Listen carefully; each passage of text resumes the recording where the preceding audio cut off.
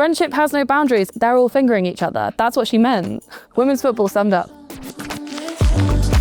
MUNDIAL Films asks the question, but why is football so gay? Yeah, do you know what? I wish I knew. But I think it's because the only place where lesbians are allowed to actually kick a ball. Do you like the gay players more than the straight players? I don't really know any straight players. To answer the question, why is women's football so gay? We're going to visit the DYKE march and avoid running into ex-girlfriends. Constantly. I'm constantly looking out for people I might have slept with. I went feral for the Euros and just life got so much better. Ask one of the OGs from Hackney Women's FC. How far back does queer culture go in women's football? If I was growing up now, I would be so pleased that I could play football. And quiz key commentators on the connection between women's football and queer life. Women's football made me gay, confirmed. Women's football is a gateway drug to lesbianism.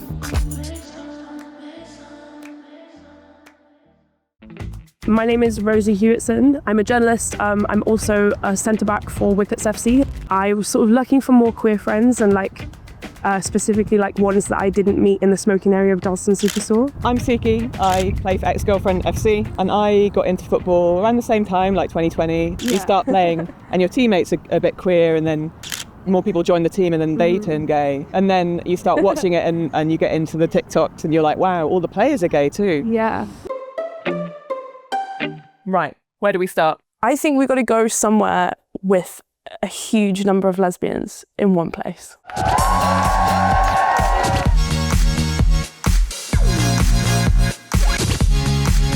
We are here at DYKE March in central London in late June.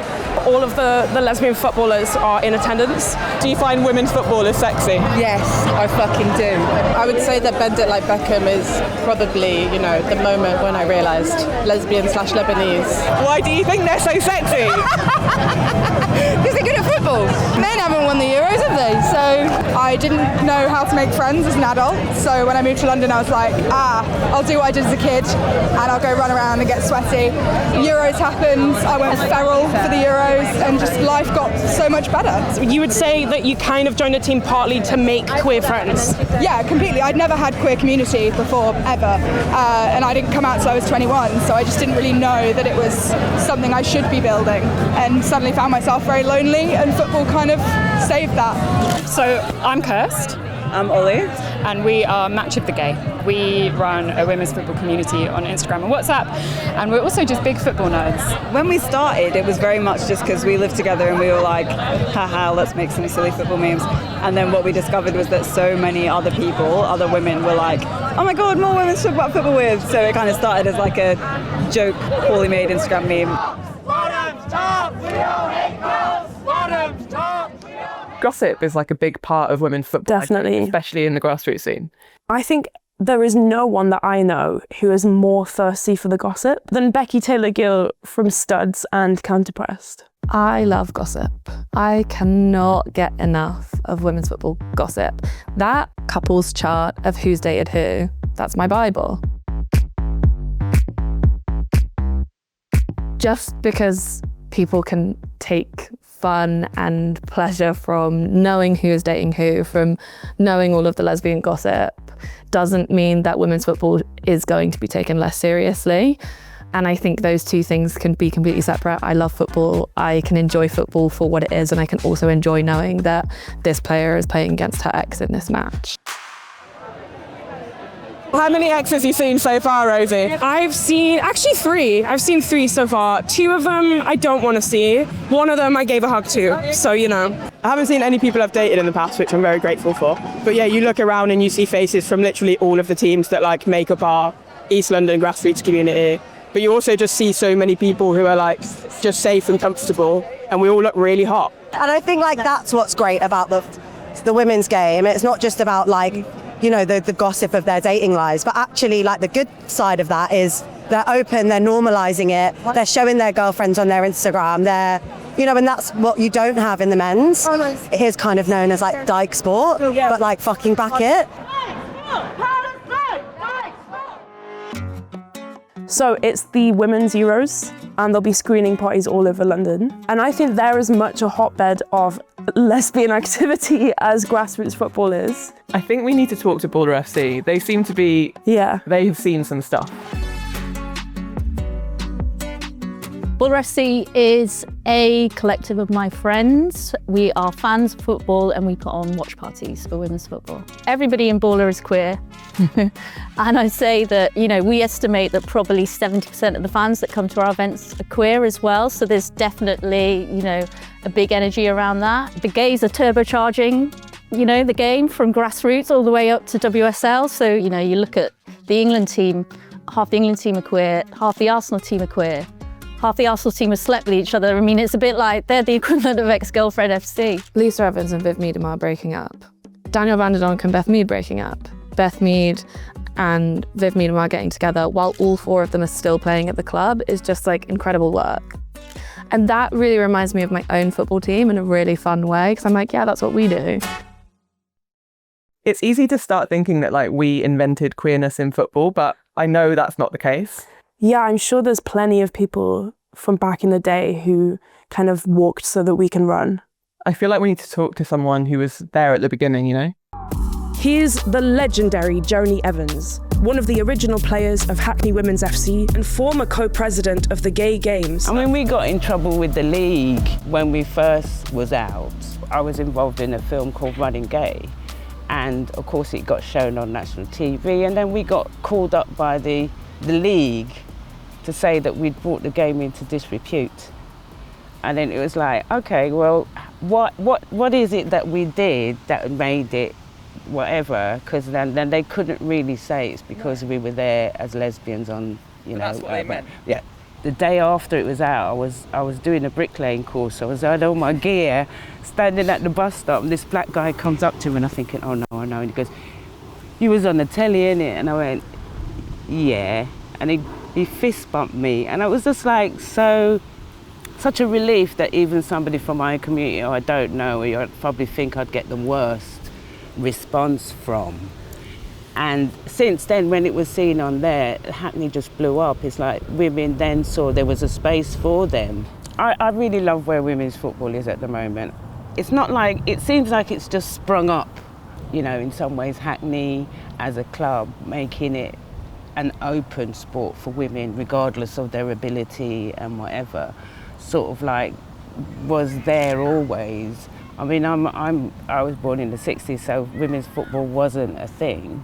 If I was growing up now, I would be so pleased that I could play football.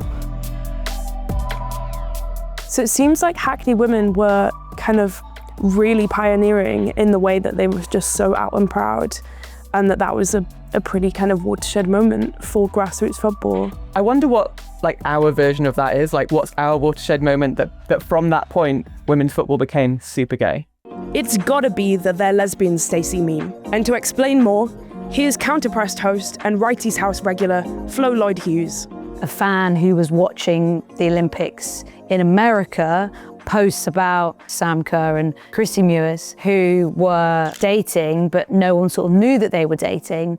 And they had this moment during the Olympic Games. There was a US journalist that posted it saying, you know, I'm sure lots of fans will be excited to see this because there'd been lots of people talking about, you know, maybe that they were dating online. Stacey replied saying, sportsmanship is so great. I can't remember the exact words. Friendship has no boundaries. They're all fingering each other. That's what she meant.